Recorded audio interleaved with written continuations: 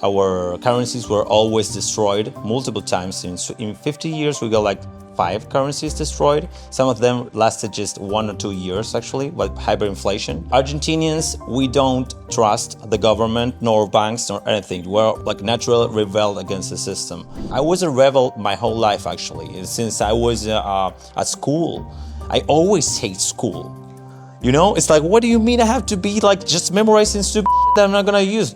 That's the thing, you know? What do you mean? No, I get to meet a lot of people here. I need just 4 or 5 words to get if he's a Bitcoiner or not. You can see that that person is in color and the rest are just black and white. If you allow everybody to use Bitcoin in a KYC manner, you kind of lost. That you got captured.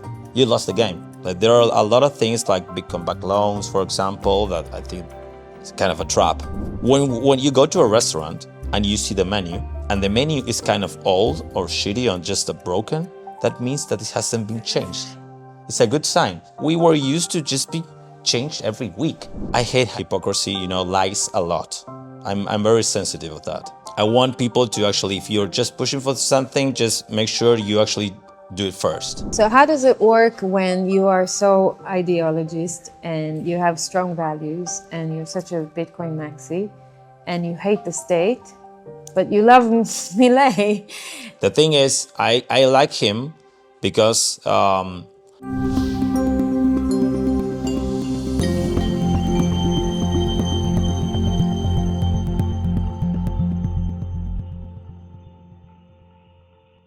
All right. Hello and welcome. I am here with Agustin Kassis. How are you, Augustin? I'm fine. Thank you very much. Where are we? We're in La Crypta. La Crypta in Buenos Aires, Argentina. Coming to you from Argentina now. First time, right? First time for me.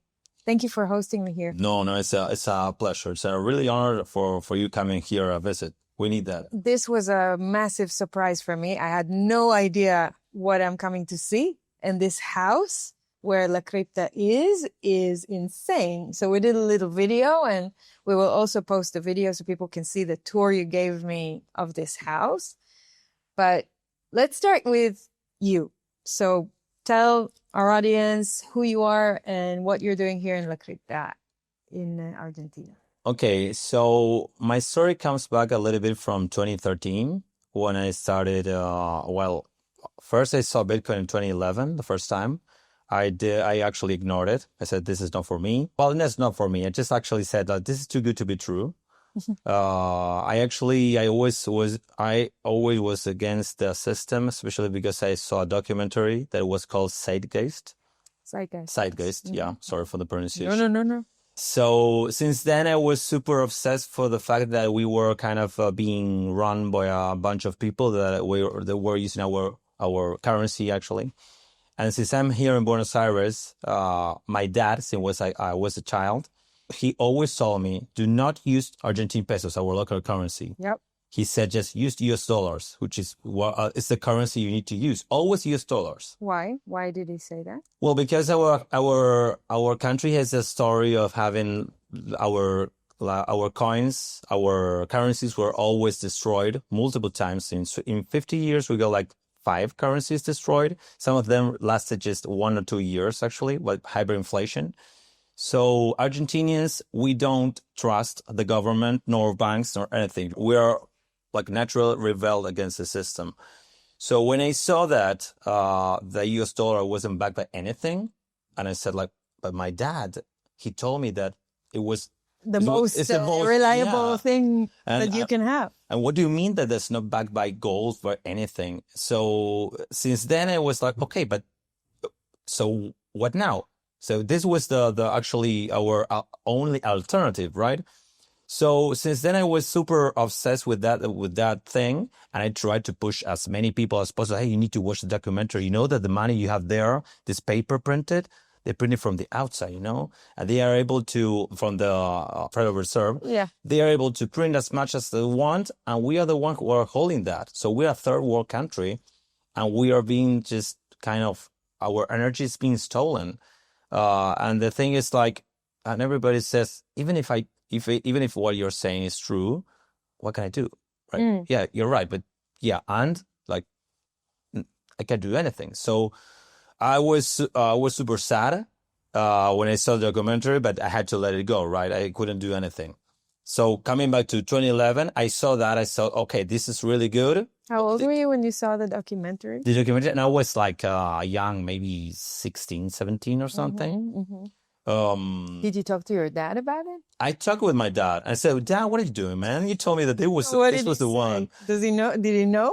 He said like like sometimes parents pretend, fathers maybe, that my dad pretended to know everything, even if he didn't know anything. I said, yeah, of course. Sit here, son. Yeah, I knew of that already. Yeah, okay. So why did you just like push me that? And his response was always like, yeah, I know, but I don't hold US dollars. Like I hold them for maybe store value a little bit, but I just buy properties. I just spend my money into different kind of assets. So, well, he wasn't wrong about the US dollar being much more reliable than the peso or than the local currency in Argentina. He was right about that. Yeah. But he wasn't right about the origin. No. He wasn't. But the thing was like, sometimes as our currencies were so shitty here in Buenos Aires, at that moment, the peso was 1 peso, $1. We used to have that fixed parity actually for 8 years. And it was kind of stable. And even then, my dad always said, never trust our own local currency. You never do that. And I said, but Dad, it's one to one.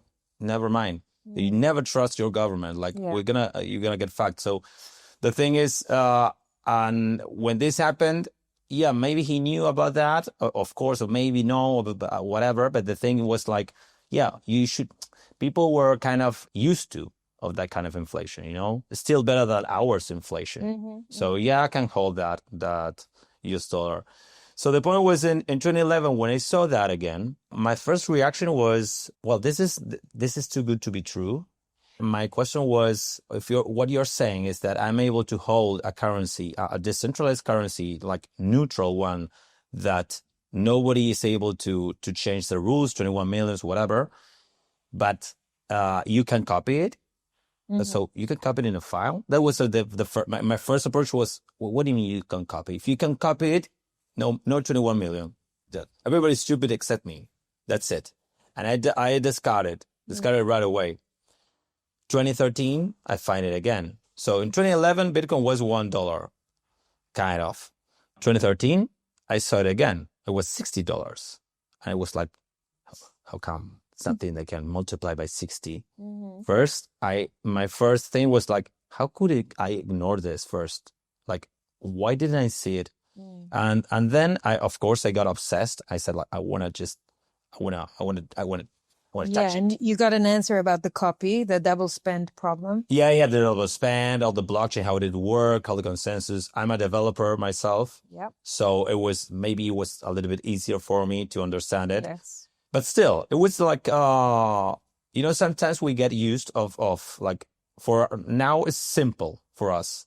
It's like, oh, but it's simple, right? You have a couple of blocks and transactions. Like, well, what do you need? The proof of work, that's it. Yeah, but when you come... No. Oh, it's so daunting. It's very frightening. Exactly. When you look at all of this, like, what? What is happening here? And sometimes it happens that people find like examples or whatever. The first explanation for mining was like, no, miners do complicated calculations. That kind of, when I say that, is, oh, what are they doing? Yeah. And so... Yeah, it looks very frightening from the outside, and the jargon as well, all the terms, all the words that you're using, people don't know them. It's the first time in their life that they may be hearing those words. So we forget that. You're right. Yeah.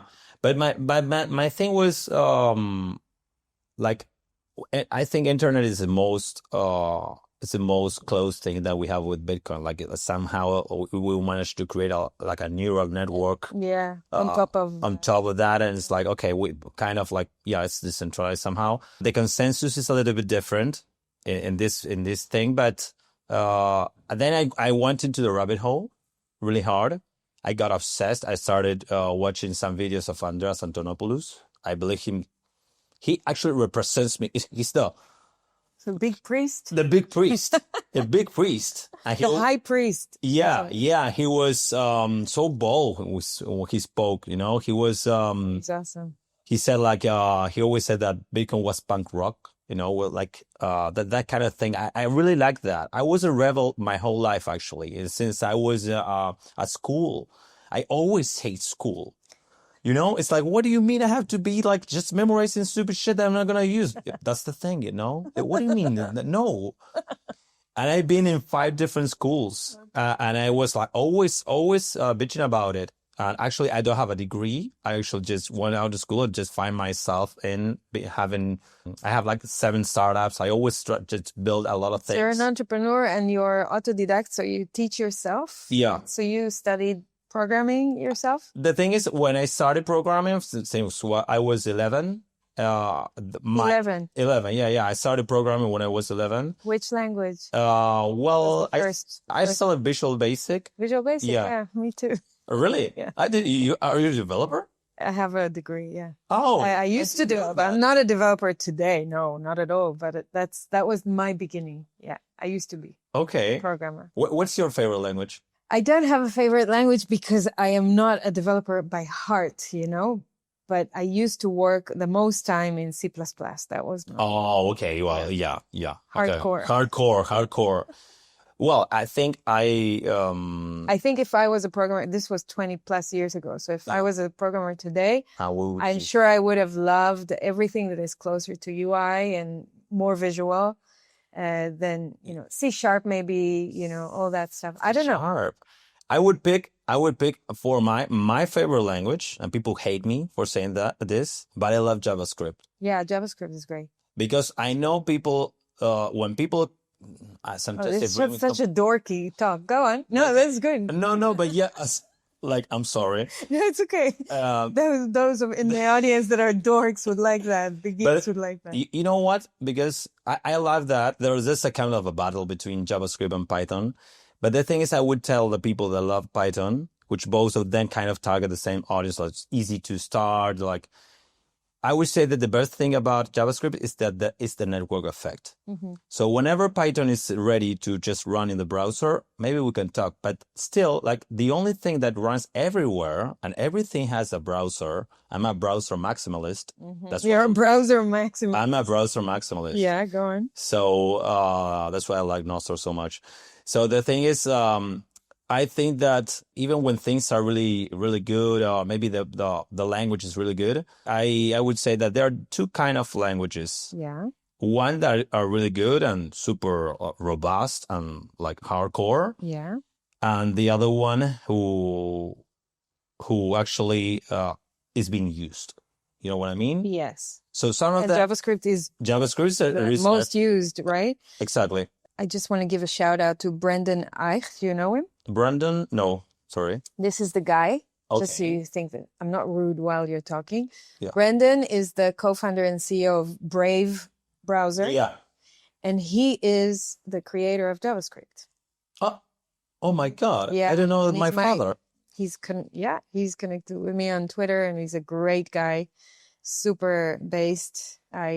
He co-founded Mozilla and Firefox. Solid. Yeah, solid. Great solid. guy. Follow him. He's amazing. Yeah. Sorry. I had to say it. Is he a Bitcoiner? It's a good question. I have to ask him that. I don't know. I think he gets it, but I did not see him speak about Bitcoin. He speaks about freedom technologies a lot. Freedom tech. Wow. So yeah, we need to check that with him. Maybe I should have him on the podcast. He's a great guy. Sorry, I had no worries. No. Founder of JavaScript, right? My God, yeah. But I think that's the thing I like the most, maybe about languages or the network effect. It's something actually I always push on that because I think it's the most important thing about the technology. I always say the same thing about Bitcoin. When people say, I don't like Bitcoin being called a technological revolution. Okay. Because it's like, what do you mean a technology revolution? Everything that you do has this is technology. It's true. But what do you mean technology? When you say technology, it looks like it's something super for nerds, and maybe it is for developing, but it's money, so that should be used. You don't call internet something that's just for technical people. Money is a technology. Money is a technology, but everything is technology. It's the way we actually Everything progress is a as humans, technology. right? That's true. So when you say that, it looks like there will never be a single revolution that is not going to be technology, right? Whatever you do, even like presidents, for example, presidents are being just chosen by social media. For social media is technology then. So everything that happens, any kind of political revolution, whatever happens, technology is involved. Everything is using internet. So from there on, everything. Yeah, I get what you mean. For framing, I think you're right. It's better to call it, it's a monetary revolution. It's even a consciousness revolution. That's what I go for. So that's why? Because I think it's a movement. I think it's like the most important thing. It's the people that are conscious about that. So I think that you have two kind of people. You have the Bitcoiners. I don't even use the Bitcoin maxi term. It's just like if either you're a Bitcoiner or not. Okay. Right? It's you're a Bitcoiner and there are BTC investors, right?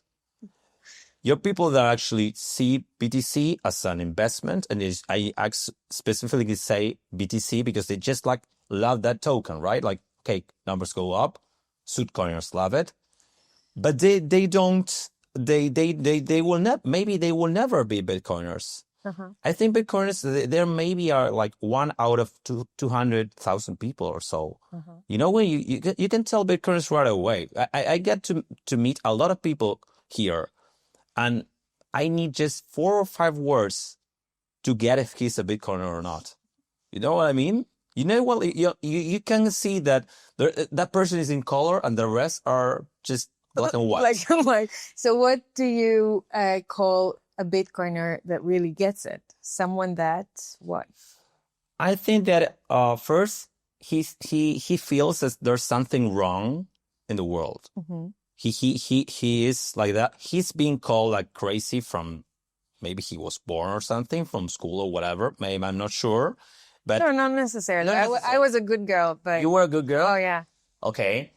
So, but there was something different in the way I saw the world. But it doesn't mean that I was never a rebellious. You never? No, I was not rebellious. Were you good at school? Very good.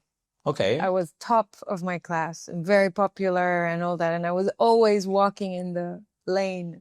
Oh, okay. Yeah. Okay, straight line always. Yeah, straight A's. So I don't think it's an attribution, but it's okay. Okay, I'm going to take that out then. Okay. I consider yourself a super heavy Bitcoiner. I do agree with you that when you become a Bitcoiner, you must challenge the existing rules of the game, the status quo of the matrix when you become one. Not necessarily that you have always been like that, but there is a moment in time where you understand that those rules, they don't matter anymore, or they're not in your favor, or they are there to keep you playing the game in a certain way. So you don't necessarily have to be a rebellious all your life. Okay. You can wake up to it. Okay, yeah. You could, and get it at a later stage. We welcome those who get it at a later stage. So you can turn into a Bitcoiner. That's the thing. Absolutely. But you can tell that it doesn't has anything to do with the amount of Bitcoin that you have. Nothing. It has nothing to do. Nothing. It has nothing to do. Yeah, I would say that first you need to maybe hate the state somehow. I think it's like there's a point that you actually or at least see the state as an enemy, as super huge. He has a lot of power. Like something like every time you think that are we gonna give power to that thing? It's super. It has a lot already. So I think from my point of view, I always say that. I know you said you don't think like that, but sometimes I think that you have to be libertarian-like or it's kind of an ideology thing. Sometimes I see people that, like I was saying that for the technological side, some of them, they're very good developers. They understand the whole thing, but I think they don't have the right ideology. The values? Yeah, the values. You need to just value freedom somehow. You need to just be in the human front, to just fight for individual sovereignty. I think that's a must. Your The Voice is brought to you by Trezor, the original Bitcoin hardware wallet company pioneering the development of self-custody for crypto assets since 2013, empowering individuals with an open source device, enabling beginners and experts to easily and securely hold their coins. I find my Trezor super easy to use and recommend it to my friends and family. Enjoy my 5% discount on Trezor products by clicking the link in the show notes and using the code FLAT. I want to introduce you to Abundant Minds because they take a very different approach to Bitcoin mining. Most people buy Bitcoin, but the smart ones mine it straight into self-custody. With Abundant Minds, you can do it without giving up your privacy. Abundant Minds was founded by Bo and Christine Marie Turner, a couple who lost more than $500,000 to providers making empty promises. Instead of walking away, they built a company that raises the industry standard and puts client first, and that's why I like them. With Abundant Minds, you own your machines. They never touch your Bitcoin, never skim a revenue share, and you choose your own mining pool. Their customer care is unusual. Clients speak to a real person for self-custody education, privacy consulting, and even visiting their site. They serve clients from around the world, but US investors specifically enjoy a big tax benefit and 100% bonus depreciation. This is more than just mining Bitcoin. It's about freedom, privacy, and purpose. You can book a free strategy call, see how it works, and mine some of your first Bitcoin for free with a special offer for my audience. Learn more on abundantminds.com/eflat. And I think that's one of the hardest things for people in general, because if you're a freedom maximalist, then you ought to accept and respect freedom even when you don't like it, even when other people do things you think are wrong, or you have other people around you that are not like you, but you appreciate and acknowledge and understand that free will means free will for everyone, everywhere. And you have to respect that as part of the philosophy. And then you just allow things to happen. You allow things to be without resisting them, while you build the way you want or create reality in the way you want it to be. You know what I mean? Yeah. And that's the hardest thing for people, because they want Bitcoin or they want other, freedom tools or whatever, but they find it very hard to accept that other people are not. That's I always say that everybody has a tiny fascist inside of him. And when things don't go like they want it to be, they just okay, yeah, the easy solution would be, what if I went into power? And I would say that, you need to let go. And as I was saying about I think I fought really hard against the government when I actually wanted to start an exchange. I started an Bitcoin exchange in 2013. Okay. So when I started, I said, okay, what I want to do is just get Bitcoin, right? I want to just touch it, just feel it. I want one. You always want one, right? Well, not anymore, right? It's just a little bit late for people to just want that. But what happened is that it's not late. Well, it's not late. What I mean, but not for maybe. Yeah, it's not late. You're right. But it was something that was okay, yeah, I think we need to measure Bitcoin by sats nowadays. Yeah. But the thing is, I couldn't get in. There wasn't a way here in Argentina to buy it. So what I did is, okay, I want to make an exchange, right? I want to make easy for people to just get in. So I just created a bank account. I started a bank account. I dressed myself into suit, of course. And I said, okay, I'm going to do whatever you ask me to do. So you want a KYC for the customers? Yeah, go ahead. Yeah, I'm going to do everything, all the homework that you require me to do. They shut down my bank account once, twice, thrice, but 5 times. So I said, fuck it. I can't. I'm not going to, I didn't have contacts enough. I didn't want to just to go for that route to start owing favors to everybody or just become captured. That's what I felt. It's okay, the only way to do this is to get captured, is to get into the system. And since then, I was kind of hating the KYC, all that, and I say, okay, I think if you allow everybody to use Bitcoin in a KYC manner, you kind of lost. That you got captured. You lost the game. Mm. I think that we need to have a very large, I don't believe that we're going to just take over, because most of the people, again, they are not Bitcoiners and they never will probably.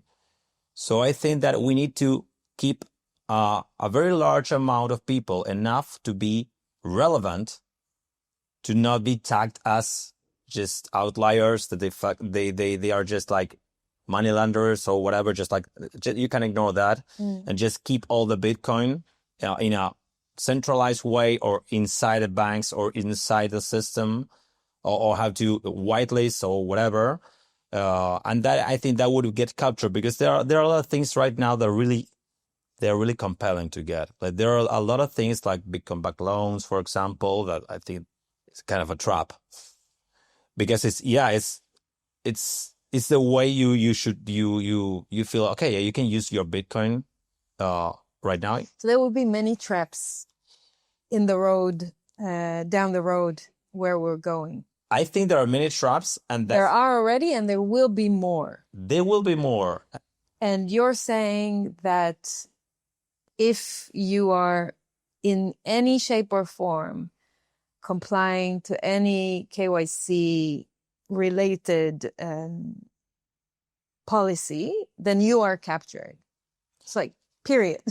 Well, yeah, You're very determined about that. I'm very determined, because I think values are that's why I call Bitcoin as a movement, because the values is the only thing you got. Like, okay, so let me ask you, if you want to leave the gate open for people to come in, yeah, and play the game that you're playing and learn about this and take gradual steps to get to where you are or other people are, and you understand that people are in different levels of technological understanding, just even intellectual ability, ages, technology, acceptance, etc., then you understand that you have to do different things in order to lure them in and enable them to play the game.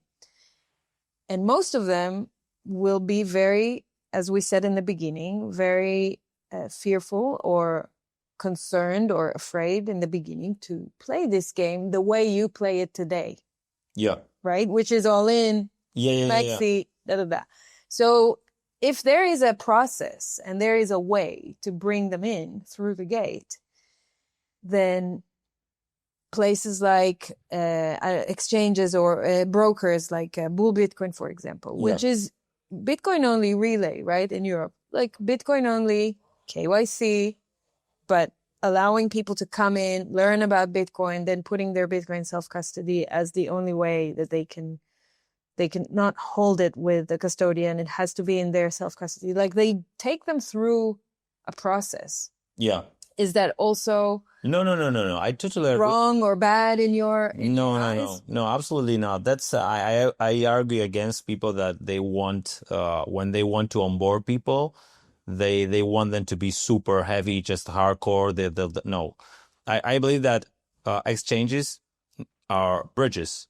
So what I mean by this is, like, just make sure that it's just a way to get in. It's not the final destination. You need to make sure that it's the gate. Yeah, it's the gate, and this is not the final shape of Bitcoin. Mm-hmm. Just to make sure that you understand this.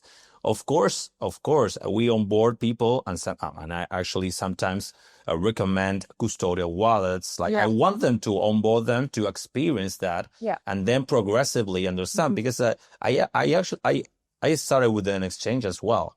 So I think it would be hypocrite to just say, no, you shouldn't, because no, exactly. Of course, I believe that they need to go through the process. Go through all the process, and I want them to just experience that, as I did before. That with Andres Antonopoulos, I remember that all of his talks, he always said that when he finished, he said, "You're gonna get some Bitcoin."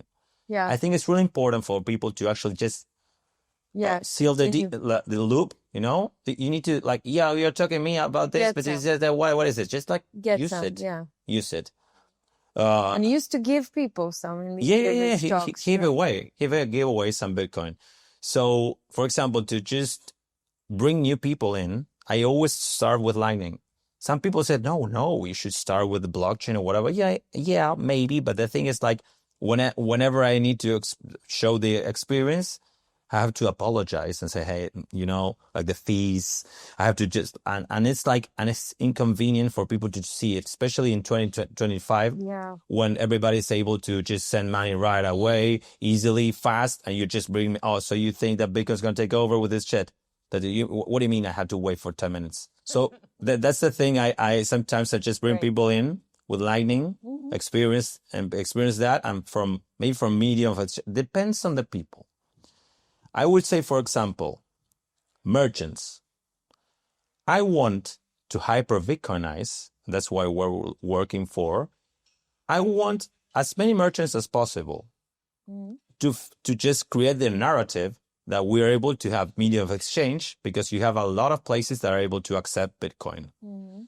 I wouldn't onboard a merchant the same way I would onboard my dad, for example, or my friends, or whoever wants to just keep his money. If I want to onboard a merchant, I'm going to just ask him what he wants, and what he wants is new customers, maybe. And I introduce Bitcoin just as a payment method. That's it. The conversation, just the only thing I want him to do is accept and maybe even convert into fiat. That's it. When he's ready, he'll say, hey, maybe I should keep this thing. And maybe it would take just months. You can't convert someone if you're able to convert someone, a Bitcoiner would never be converted in one talk. If he's able to be convinced in just one single sit down of 15 minutes, he's not a Bitcoiner. He has to be someone skeptical. So I think that to become a Bitcoiner, maybe you need a lot of time. You need a lot of your own research. You need to just dig down and question a lot of things. So in my case, I would say I want to maybe, well, this is going to sound bad, but I'm going to save as many people as possible. I love my country. I think we have a history of being so fucked up by governments and banks.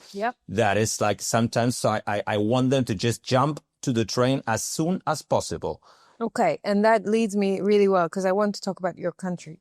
Okay. And I want you to focus for a second for me on what La Crypta is doing here in Argentina and why. And what do you think Argentina is going to experience in the next few years? But let's start with what La Crypta is doing here in Argentina. Well, I think that the same way we learn internet, that we learn it through experience, I believe that we need to find the same way, the same path with Bitcoin. So what we do here in La Crypta is to find and create and organize events. We actually organized a very nice party, Halloween, last Friday. And I want people to actually know and feel that Bitcoin is more familiar, it's easy to use. I want them to actually, I onboard them to wallets for them to see that you don't have the all the trouble of just creating an account and just taking a picture, do all that shit with KYC. It's anonymous. But like money should be an app. We're 2025. Money should be an app. That money should be as easy as WhatsApp or whatever, any other app. So what we do here is, well, for 2.5 years, every time we do an event, it's Bitcoin only. So even in Halloween, that all the girls come dressed up and say, hey, yeah, I want to just get a drink, Bitcoin only. What do you mean? Bitcoin only. To pay for the drink? For pay for the drinks and for the food. Okay. Yeah, but do you have that? No. So you want to enjoy the party? There's no way you get out of here without using Bitcoin. Cool. I'm sorry. Nice. If you want, like, I put the incentive. You want a drink or whatever. And it's not that I just throw that away for alone. Of course, everybody is willing to help. Of course. You know. You open wallets and off we go. Exactly. Okay, so it's a place for education.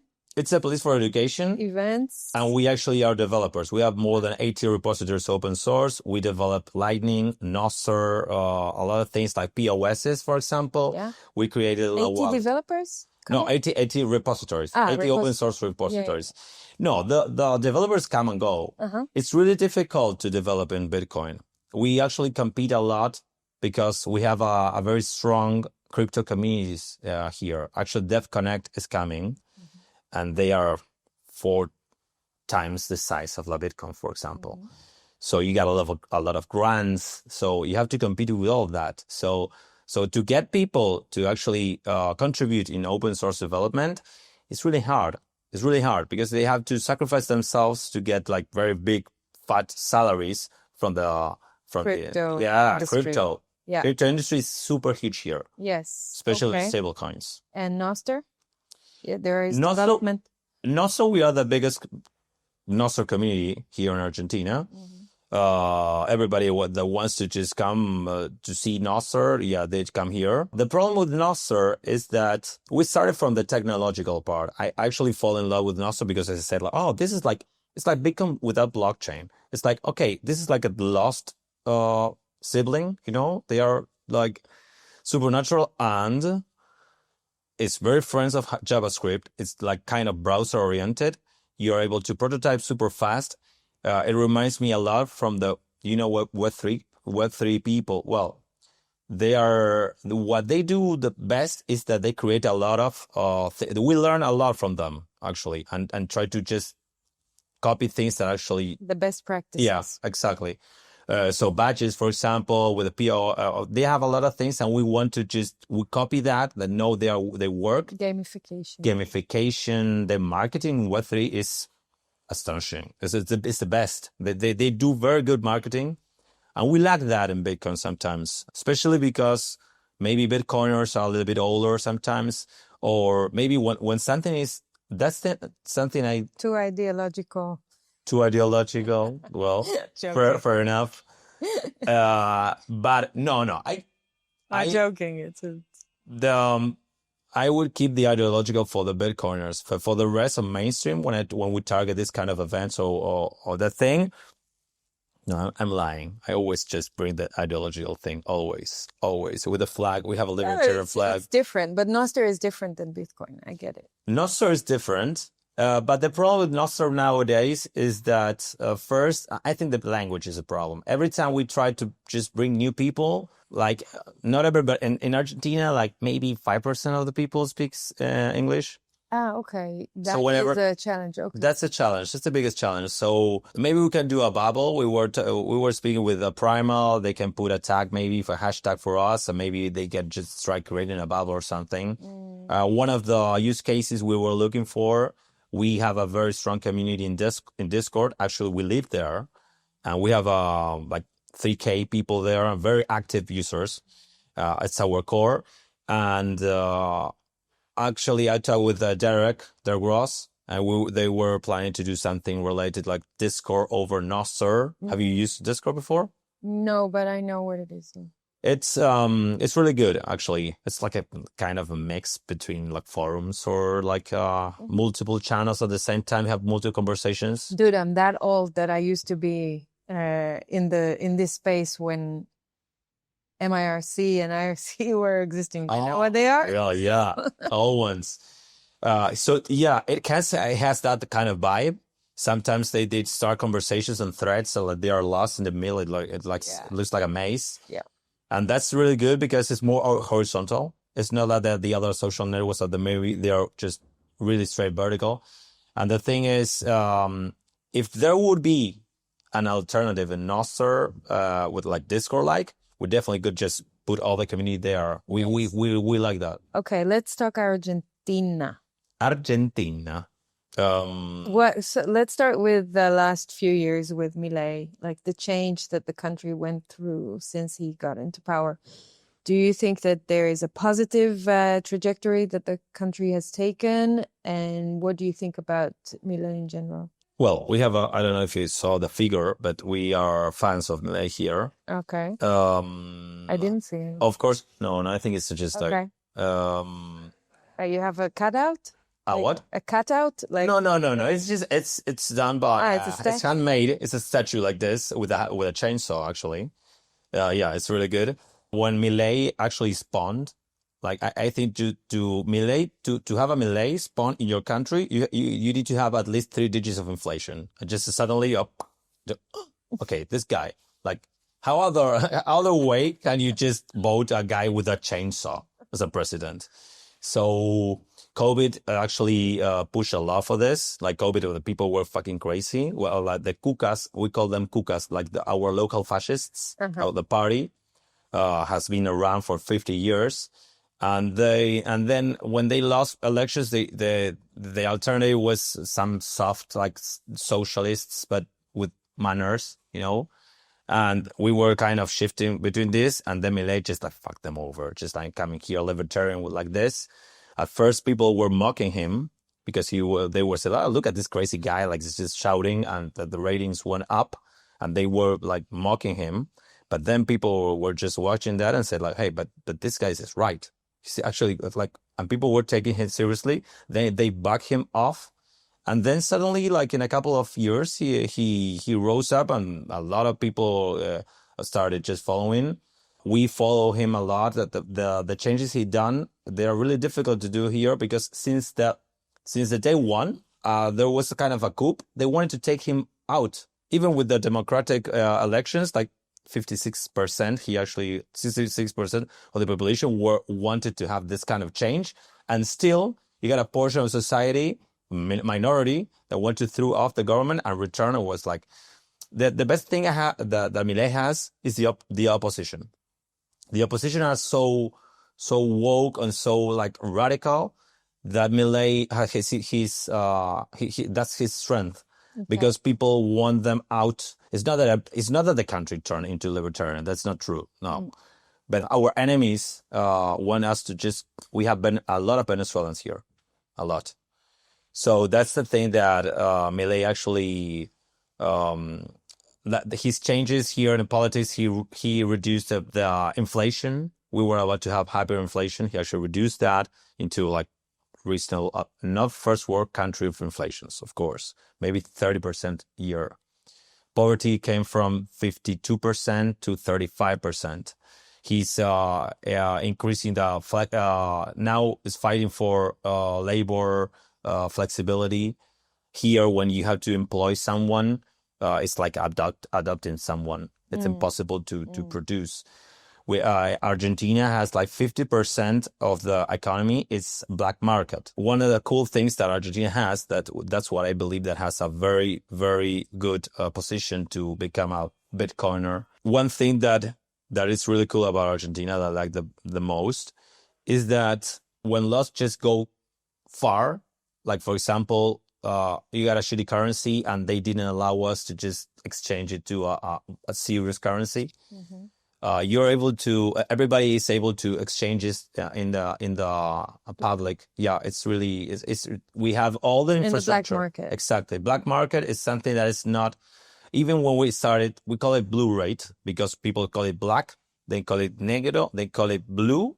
And they started, well, let's call it blue. That's it. Mm-hmm. And it's called the blue rate.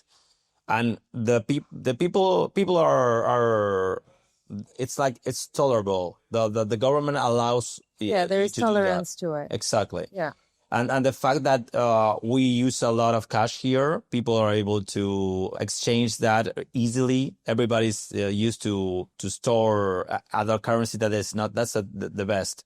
Argentinians are used to use an alternative currency that is not the official one. Okay, and I heard also that you don't normally hold your cash in the bank. No. Where do you hold it? No. In special safe boxes or? No. Yeah, you should. At home? Maybe at home. Yeah, at home. I'm a different. Yeah, for the most of the people, they. But not you, like not in me, general. General.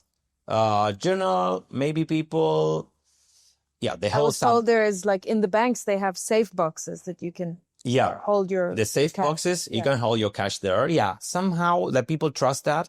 Somehow that they're untouchable, even with everything just destroyed, they're still there. Nobody touched that. Like, okay, so that's the kind of an agreement. Yeah, okay. Yeah, it works. It works, and some people actually put their hardware wallet there. If Bitcoiners, I know Bitcoiners hold their hardware wallet there. In a safe. Yeah, it's like everything can go to hell, but that you shouldn't touch. Okay, and then also I heard that you can do like deals with people, like sell a house with cash. That's the beauty of it. For example. Exactly. When we actually when you want to buy an apartment, you go with the cash, and that's normal. It's not that like, what do you mean? If someone comes and say I want to make a bank transfer, it's like, well, what are you doing?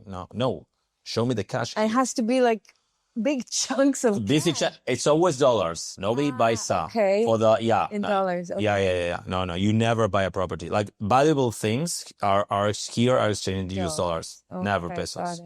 And then if that is the case, and there is such a tolerance for black market and also the use of US dollars and is normalized in such a way, then what is the acceptance or adoption of USDT, of digital dollars here? That's one of the reasons. But maybe it's, I assume that it's Tether. Yeah. That it's other stable No, sometimes it's USDC. USDC? Okay. But mostly USDT. USDT, yeah, mostly USDT. Some of them USDC depends. Maybe they have grants or something. The crypto bros have, some of them, they started using DAI. You know, DAI? Well, algorithmic stablecoin, but now I mean on the most part, I mean not people that are not into Bitcoin or any other crypto, like just the general public. Are they aware of digital dollars? Are they aware of USDT? They are aware of USDT. Are they using it? Not everybody, but a very big part of it, like from maybe 20 million of people that are active bank accounts or whatever. There are like 5 million or 6 million people that they use fintech, for example. I use them as well. They are they're really helpful because you can hold, even for Bitcoiners, you hold Bitcoin, and when you have a debit card, you can spend your Bitcoin with a debit card, a Visa, and exchange that automatically. Okay. It's free for everybody. It's for mainstream, and a lot of people, millions of people use it nowadays. So the answer is they're using it. They're using USDT. Yeah, they're using USDT. Yeah, of course, and well, sometimes when I think about the whole citizenship, I wouldn't say that everybody knows about USDT, but definitely a big part of them, they use it. The financieras, that they are the places where you exchange currencies in the black market.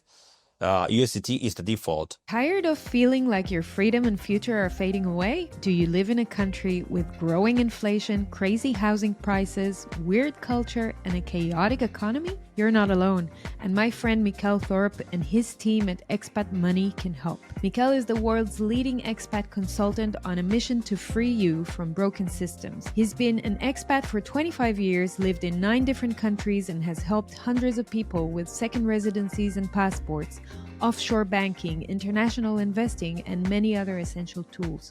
If you're serious about protecting your wealth and your family, it's not enough to hope things will get better. You need a plan B in another country. The team at ExpatMoney can help you build it legally, safely, and without wasting years of research. Visit expatmoney.com/eflat and leave your details for a follow-up.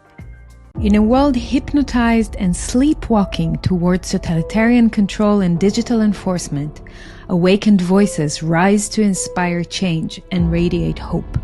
In December 2024, I had the honor of hosting Professor Matthias Desmet at a conference I produced called New Totalitarian Order. This masterclass is now recorded and available to watch. The conference explores the psychology behind global mass processes, offering a behind-the-scenes look at science, economics, and human potential. It addresses challenging global agendas, mass formation, transhumanism, consciousness, societal change, and the path to transformation.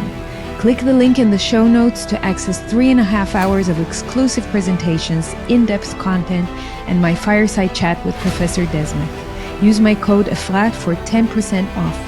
I hope you find great value in it. Okay, good. So they will learn about it from one of those exchanges, from one of those places, or from their friends? Like, how would people hear about it? Well, the thing is, like, naturally, whenever they find, whenever there's something that actually blocks them to actually get US dollars or whatever. They find another. Yeah. I think that the adoption comes, like, I would say that for the country to adopt Bitcoin, sometimes it's better to have, like, stupid rules. Mm-hmm. When rules comes on top of the people, they just okay, what's the way out? Like, and they just try. Yeah, Milei is just opening a lot of the market, so we don't have that kind of tendency for people. But definitely, the crypto, we call it dollar crypto, which is the crypto dollar rate, and that's in the newspaper. So yeah, it's kind of mainstream. Yeah. So how does it work when you are so ideologist and you have strong values and you're such a Bitcoin maxi and you hate the state, but you love Milei and you like it, you like him in politics and what he's doing, while some of his promises before he came were not fulfilled, like closing the central bank, for example. Remember, I know what you mean, but remember that we have a lot of deficit first. We not only have a lot of debt, we have a lot of deficit, and we have a political, institutional disorder. So the first time he actually, as I told you, was super messy. The thing is, I like him because first of all, he has a Congress as well. So he's not a dictator. He doesn't have the majority that Bukele has, for example. It's not that he's superpower. He can do whatever he likes. And he can be thrown away if you get. We got really strong enemies here from 50 years. I know that some people, maybe from the outside, some people say like, oh no, but he should just shut down the bank. No. He can't do that right away. He can't. He needs to fix a lot of things, and especially the biggest enemies are inside. So they try to throw him. And we have for example, the old people. How do you say the pensions, for example? And the people, you need to continue the government. You need people to vote you. Some I know there are a lot of people that are maybe ANCAP, anarcho-capitalist, and they say like they throw rocks and say, hey, no, he should do that. Yeah, but if you just take the vouch of if you don't continue to enforce him being there, the other people are going, label him exactly, and you're gonna get a dictatorship definitely. If it's not Milei, it's a dictatorship that they're gonna go straight to Venezuela. Really. Yeah. Like, maybe I would say that we need Milei to be at least this mandate and another one, maybe to make sure that the population is able to stand against the other people, and to change now he needs the Congress, and now he has a lot of he actually won elections last week, actually.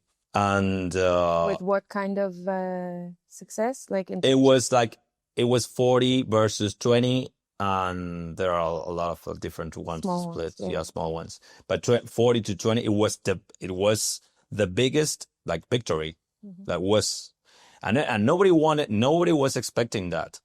That you thought that he will go home? Yeah. Everybody was thinking that he was not. First, he would lose, not 40-20. Like everybody. Wow. Everybody was expecting the other way around. Wow. And everybody was so surprised. And some people think that all the libertarians think, or it's just for rich people or whatever. But Milei, what he did is it's horizontal. The slums vote Milei. Some of the opposition tried to find people just like, are you like, what do you think about the economics? You can't fix economic problems right away in 2 years. They've been destroying the country for 50 years. You can't just fix it with magic. You need to enforce a lot of responsibility. You need to fix the market. The market needs to be fixed. That we were very used to just increase prices because of the inflation, and people just automatically put markup prices. One thing that I saw from the restaurant that I feel like, oh, this is the sign that something is going really well. When you go to a restaurant and you see the menu, and the menu is kind of old or shitty or just broken, that means that it hasn't been changed. It's a good sign. It's a good sign. Hasn't been changed in a long time. Or maybe a long time, a year or so. And that's crazy. We were used to just be changed every week. Every week. Every week they would print out a new menu. Exactly. Like that. And because the pricing would change every week. Like the rates will change. Wow. You had to sit down to negotiate with your employees every month. Or every 2 months. All the time.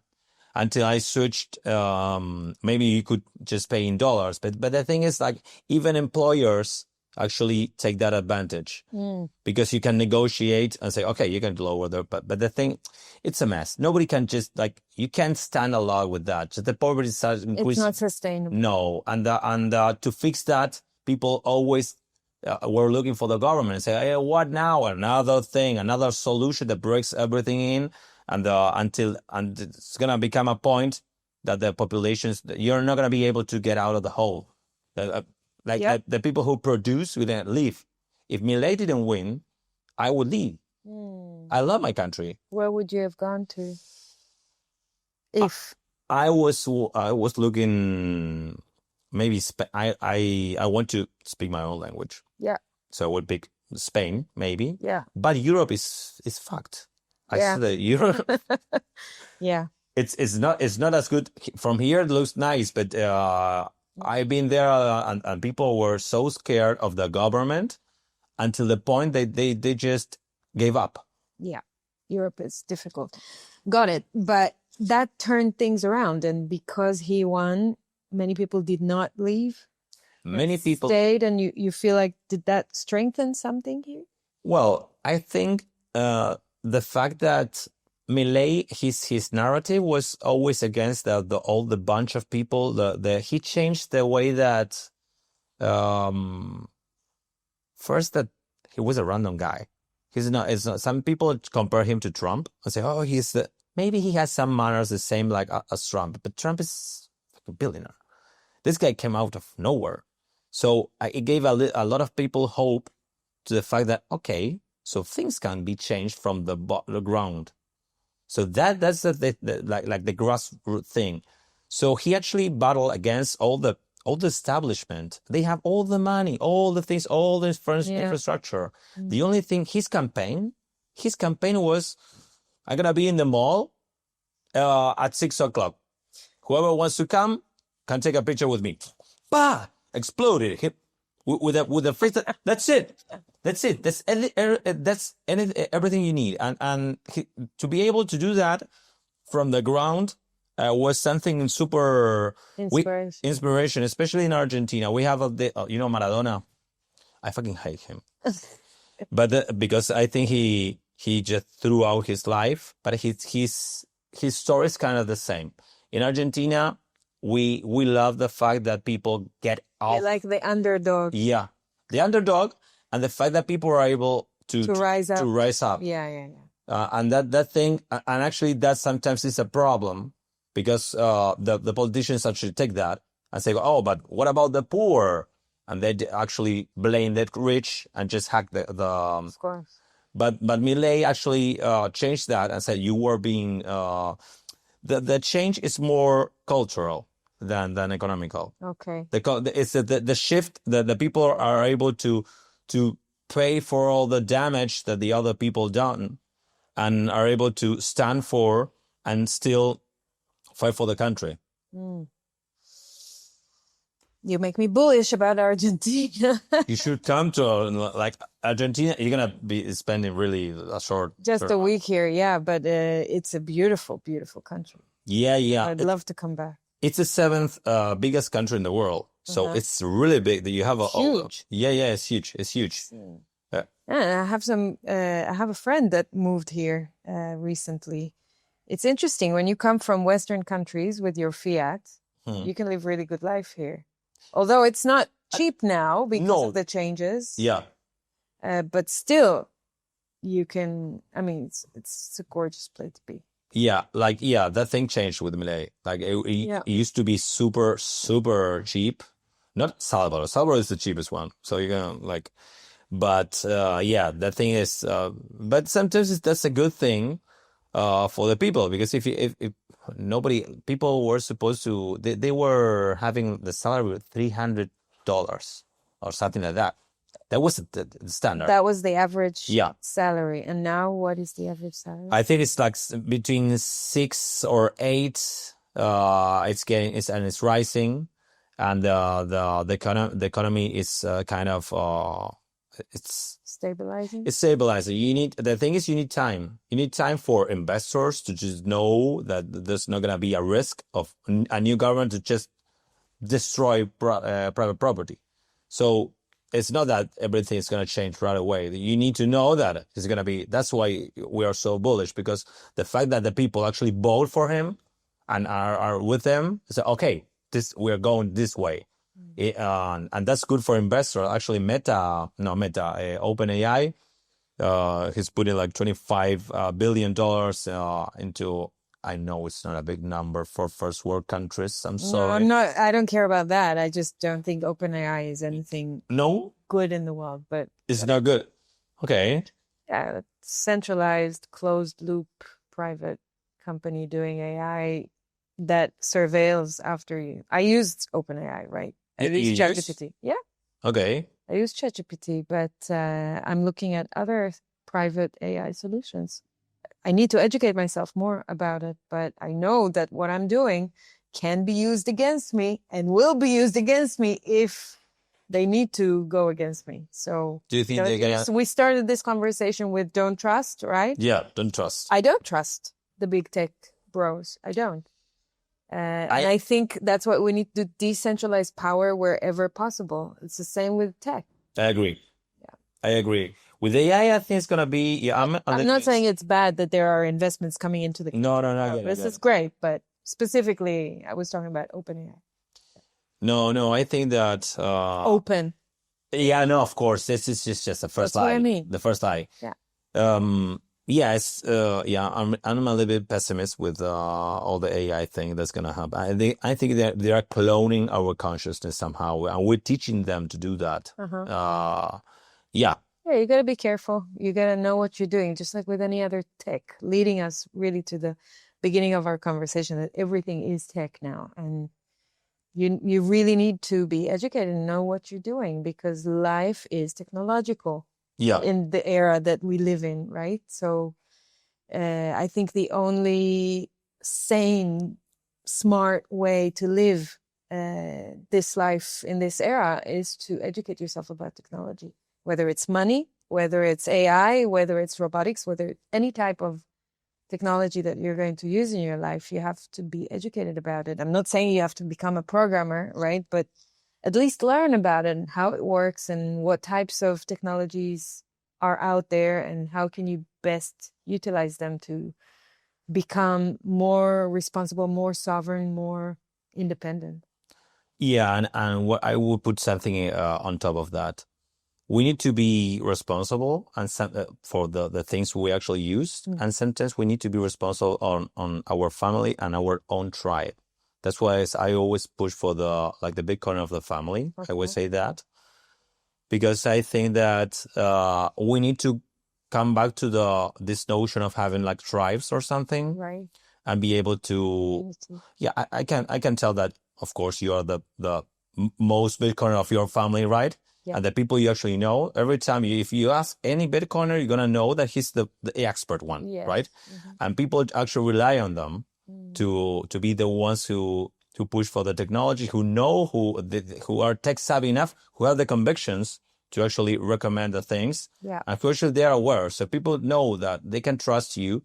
And this kind of thing is like when we say don't trust, verify, and that kind of thing. I think that for it applies to the outside. I think we need to go back to provide this kind of technologies. Actually, for nodes, for example, people need to run their own node and be able to provide for the family as well. That's the setup, I would say. Because some people, they say, no, yeah, everybody has to be self-sovereignty. I get that. But I onboarded people, a lot of people, that they trust me so much that sometimes they just put me all the 12 words on top of me, and they trust me on that. I don't say that that's the correct way. But you're trusting. You need to trust someone. There's no way you actually know everything. Actually, when you download a wallet or whatever, have you read the code? Yes, open source. But have you read the code? Have you read all the dependencies? Right. Yeah. So you're trusting. Don't you trust the people who actually build your home? Yeah, to not fall on your head. Yeah. You trust me for me if I give you a glass of water, right? Yeah, a glass of water. What about this? Like you go to a restaurant, everybody, you can make poison, right? And the thing is that I know the spirit. When I push for this kind of things, it's like just be aware that it's like an utopian and you need to push to that towards that. Yeah. But of course, there's no way to do it perfectly, and I wouldn't go against people. Yeah, absolutely. I think, people, especially Bitcoin maxis, need to remember that trust exists in the world for a reason. We are human creatures, and we live in communities. We live with other people. So the notion of trust is inherent in us. It's not something that can be taken away. So I think you're right that it has to be used in the right context of don't trust, verify. Augustine, just so we wrap up, what gives you the most motivation and hope to continue doing what you're doing? What drives you? What drives me? I like a lot of the plebs. I wanna, Bitcoin is my ikigai first. It's my ikigai. So it's part of my purpose. So the way I feel I can help the most, not only developing, but I would say that I want to make it, I think to protect it is to make it massively adopted. So I like the grassroots. I want You want to enable people to... Yeah, if I wanted to just get more Bitcoin or whatever, I would go to, I don't know, just teach people how to use like self-custody, whatever, look for rich people. I think that's boring, right? It's like, you want to make rich people richer? It's like, it's not what I want. I want actually to change the rules, to shift it and give the opportunity for people who actually want to wake up and give an opportunity for them. And I would say that I'm very tired of my country. I'm sorry, but yeah, I want to help my country first. Well, of course, like circle, right? Your family, friends, kind of that. I'm very focused on the plebs, on the people who actually want to share, want to contribute, open source as well. That's what I like the most, to actually build. I have a mantra myself. My mantra is like, the translation is eat what you cook, but I think it's dog fooding, the term. It's that if you actually, it's like in English, rip what you saw. What? Rip what you saw. Okay, I didn't know that one. Yeah, but English, yeah. Like whatever you create, this is what you're gonna get. Right? Except, well, it's not. It's more like I hate hypocrisy. Lies a lot. I'm very sensitive of that. So I want people to actually, if you're just pushing for something, just make sure you actually do it first.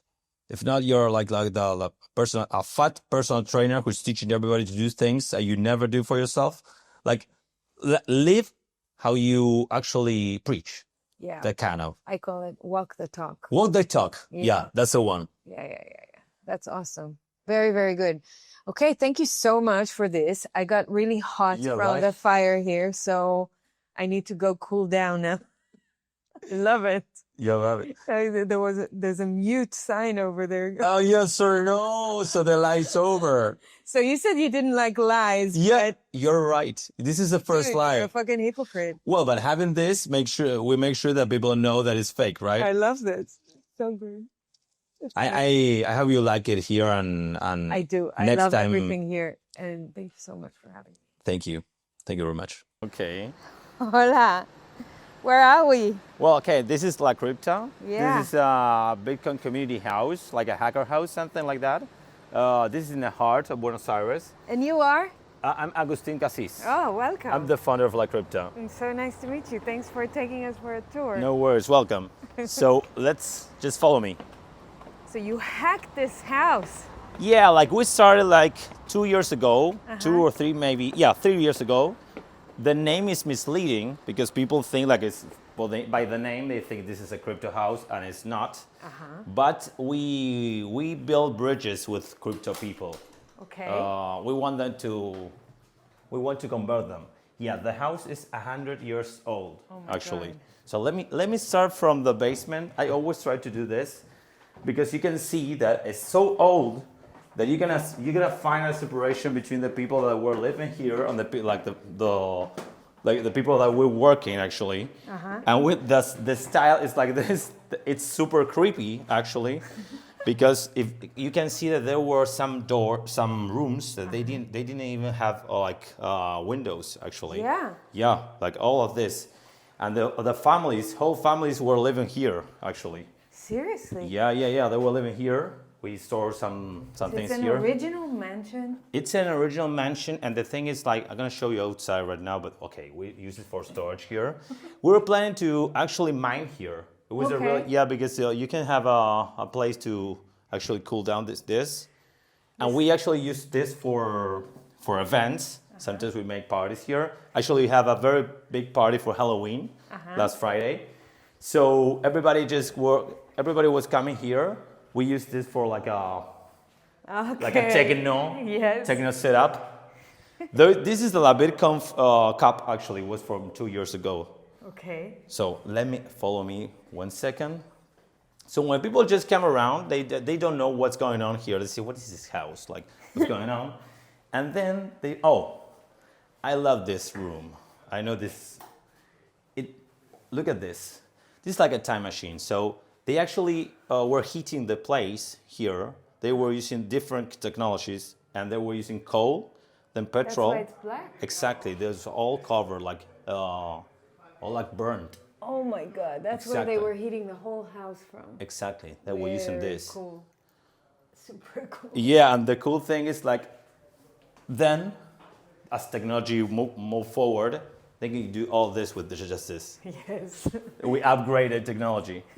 So this is the outside. So you're gonna see that it's just like a garden, like a magic garden in the middle of the city. Wow. What the flip. Oh my God, you have a cool space. Exactly. So Whoa. this house cannot be demolished. That's the thing. It's a heritage house. So if you see all the buildings just grew up, Yeah. and whenever we throw a party, well, we have big problems because a lot of neighbors just complain, of course. But it's really, everybody just likes this because it's just in the middle of the city, so everybody prefers to be here actually. Green patch in the middle. Exactly. Amazing. So this actually, we're building the stage there. Sometimes we actually stream there. We stream from different places in the...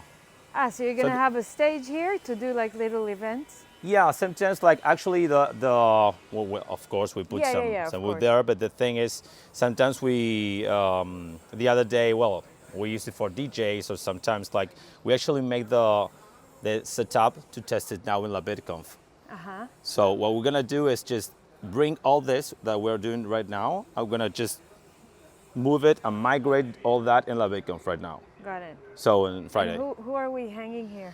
Well, this is the same things because everything is so messy because of the last Friday. If we you were get expecting visits. rogue transactions on the Of course. blockchain, you bring... Exactly. Well, the crypto bros are gonna be hung there. So, what else? Barbecue. Barbecue. Yeah, we use it for just lighting a fire. This is a little bit of the crew. The big concert there. We got multiple flags that are hanging. Of course, La Crypta 21. Do you know Iron Spansik here? No, this way. Do you know Iron Spansik? No. No? Who are they? It's a German, actually. It's a community, right? It's the biggest Bitcoin community in the world, actually. Oops. Yeah, it is. No worries, because they are not that influencers very or German, something. right? Yeah, exactly. That's why I don't know. But we were really inspired about them. Like, Iron Spansik means 21. Yes. And they came here multiple times, and we have the same spirit. Of course, libertarian flag there. So we share a lot of values with them. Let me show you inside. Okay. It's the place that we were coming. Let me show you upstairs, just to you can see all the. So the thing is, when we make events. So what I always say is I want people to experience Bitcoin first. I always make a split between, this is my office. Okay. It's a little bit messy. Remember, we have a party. We weren't expecting visits. This is sometimes we actually just move all this. It's just gonna be all messy. You're taking a lot of dirty footage here. It's a community place. The So the thing is, here we work every day. We come here to work every day. In the middle, just some people come. This is on Tuesday, people just come together around, have some networking and co-working as well. And they are able to use a couple of offices we got there. Nice. And the thing is that since the beginning, I always say that we didn't learn internet in a conference or workshop or whatever. We learn it through experience. And I believe that the same thing should apply to Bitcoin. So we never lose the opportunity to bring people in and make them experience right away. And say, okay, it's this, just like, at least from the medium of exchange thing. Yeah. Because Store store of value sometimes it's like, to make sure to just show that, well, you need some time, you know? And the thing is that we want them to actually explore that and be able to experience, and then once they get curious enough, they are able to upgrade or something. Got it. Mikael, how are you? Thanks for bringing me here. You're welcome. Look at that setup. this is a. Do you know the reference, Paper Street? No. Paper Street, it comes from Fight Club, actually. Ah. If you remember, they have a house, actually, and yeah. this is kind of inspiration, because it was like, when I first came here, the house was... I haven't seen the movie in so long, I have to watch it again. I think it's like... I need to watch it once every year, I need to watch it. It has the same, I think it has the same spirit, like anarchist, like maybe like the full reset. And the house, when I first came in, it was completely wrecked, completely destroyed. And then I said, okay, I want to make a streaming room or something. Then I started that, but I needed some like internet, power, start fixing all the bathroom, all the things. And of course, then I started making events and all that, and started inviting a lot of crypto bros at first, because I thought that they could be converted. But then I said, okay, no, fuck it. I'm sorry. Just gonna go for Bitcoin only. But it's not.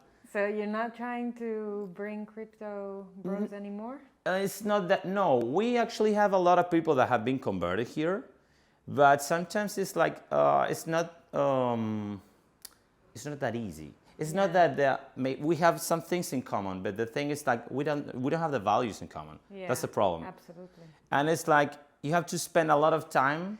And they speak like us. Yeah. I thought that maybe it would be easier, maybe from the technical stuff, maybe because they know how to self-custody or whatever. But I think that the most important thing is like, I think Bitcoin is a movement. So it's more important, the values. And I should spend more time for people that maybe, when you talk about Bitcoin and you got people that maybe 1 out of 10 just like, oh yeah, fuck the government. And that's the guy. I know. Right? Yeah. That's the one who you have to put all your energy in that guy. Not the other one. Yeah, I know that, I'll tell you a similar story soon, but yeah, absolutely. But in La BitConf is a very nice place to actually have you're gonna see the meeting point for everyone. Exactly. I just saw this. Yeah, those are the cards. There are ball cards. I know, I have one at home. You gave one to me in Brazil. I think I have this one. Yeah, we actually are doing one with 21. We built like 40 different ones, and we are creating all the network for all the circular economies. And nice. Here in Latin America and Africa, the ball cards are really are a thing. Yeah. Who told me about the bolt card? The guy from Cameroon, Zonda, I spoke to him and said that people use it in Cameroon. Yeah, because they're really with easy. With a Blink wallet and that. Yeah, the ones we're using right now, they work first Lightning address. They have to use Lightning address to be able to fund it. Then they work with Nostro Well Connect. Okay. So you're able to connect that with Primal or any other. Well, I think that's the standard actually. That's really cool. Yeah. Okay, thank you for the tour. No worries. Closing this video for now. Thank you. Thanks for being with us. Please take a minute to give this episode a like, a comment, and subscribe or follow. And please share it with your friends so they can also get value and choose to take some positive action in their lives. Till next time.